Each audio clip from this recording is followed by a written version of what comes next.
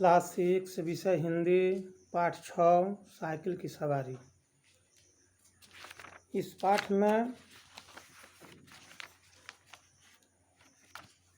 के लेखक सुदर्शन जी हैं। ये पाठ हास्य व्यंग्य से संबंधित है। हास्य व्यंग्य की कोई भी रचना जहाँ हमें गुदगुदा जाती है वहीं भीतर कहीं गहरे तक सोचने पर भी मजबूर करती है। व्यंग्य में जहाँ सामाजिक मानसिकता पर कटाक्ष होता है वही हास्य कथा हमें हंसाकर हमारा मन हल्का करती है। एक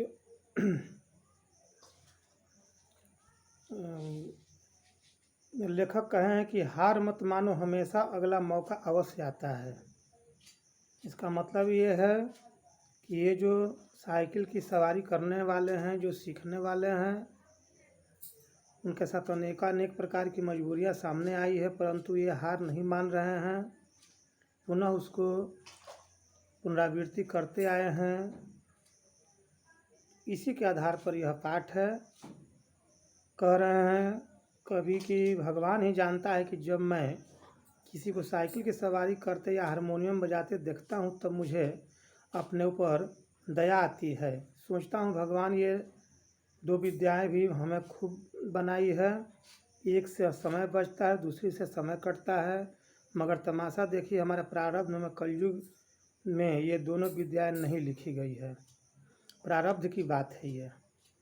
सभी लोग हारमोनियम और सभी लोग वेद नहीं पढ़ सकते हैं, ये अलग वेद है। न हम साइकिल चला सकते हैं न बाजा ही बजा सकते हैं। कवि को कथन है कि कारण कि दोनों में इनको कोई भी ज्ञान नहीं है। सोच रहे हैं कि शायद 1932 की बात है कि बैठे बैठे ख्याल आया कि चलो साइकिल चलाना सीख ले, परंतु इसकी शुरुआत यूँ ही एक हुई। इनके लड़के ने चुपचाप विद्या सीख ली और इनको सामने सवार होकर निकले, तब इनको लज्जा और घृणा हुई कि हमारा लड़का साइकिल चलाना सीख लिया परंतु हम साइकिल की सवारी नहीं कर सके। तब ये सोचते हैं क्या हम ही ज़माने भर में फिसड्डी रह गए, माने पीछे ही रह गए। सारी दुनिया साइकिल चलाती है, मूर्ख और गंवार भी चलाते हैं, हम तो परमात्मा की कृपा से पढ़े लिखे हैं। आखिर हमें मुश्किल क्या है, उस पर करना ही क्या है, कूद कर चढ़ जाना है, पाँव चलाना है और साइकिल आगे बढ़ाना है, टन टन घंटी की आवाज़ देनी है। यही ये सोच रहे हैं, अपने मन में कल्पना कर रहे हैं। यही सोचते हुए साइकिल की सवारी सीखने के लिए, साइकिल चलाने के लिए निश्चय कर लिए। दूसरे दिन कह रहे हैं कि दूसरे दिन हमने अपने फटे पुराने कपड़ों को तलाश किए और उन्हें ले जाकर अपने पत्नी श्रीमती जी के सामने पटक दिए कि इनकी मरम्मत कर दीजिए।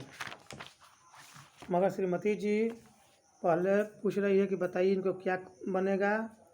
हम चाहते थे कि घर में किसी को कानों कान खबर न हो और साइकिल सवार बन जाए, पर श्रीमती जी ने न मानी। बार बार पुनरावृत्ति करते करते उसको बताना पड़ा कि रोज़ रोज़ तांगे का खर्च हमको व्यर्थ जाता है। साइकिल सीख लेंगे तो अवश्य ही हम तांगे के खर्च से मुक्त हो जाएंगे। श्रीमती जी बच्चे को सुला रही थी और उसी समय में मुस्कुरा रही है कि आशा नहीं है कि आप बैल मेढ़ चढ़ सकेंगे। ये कहावत है। कहने का मेढ़ का मतलब होता है कि हर खेत में एक मेढ़ होता है जो पार करना होता है। तो कहने का आशय यह है कि यह बैल जो है इतना बलशाली नहीं है कि उसको पार करेगा। इसको कहने का आशय है कि आपसे यह संभव नहीं है।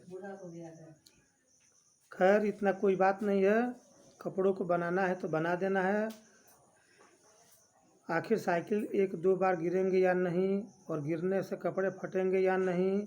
जो मूर्ख हैं वे नए कपड़ों का नुकसान करते हैं, जो बुद्धिमान हैं वे पुराने कपड़ों से ही काम चलाते हैं। इस तरह के इनका सोच है कि उस समय आवश्यक है कि गिरने के बाद कपड़ा फटेगा ही फटेगा।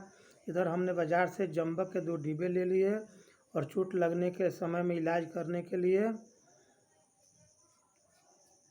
और दूसरा खुला मैदान की तलाश की है कि कहाँ हम स्वतंत्र रूप से साइकिल चला सकेंगे, अभ्यास कर सकेंगे।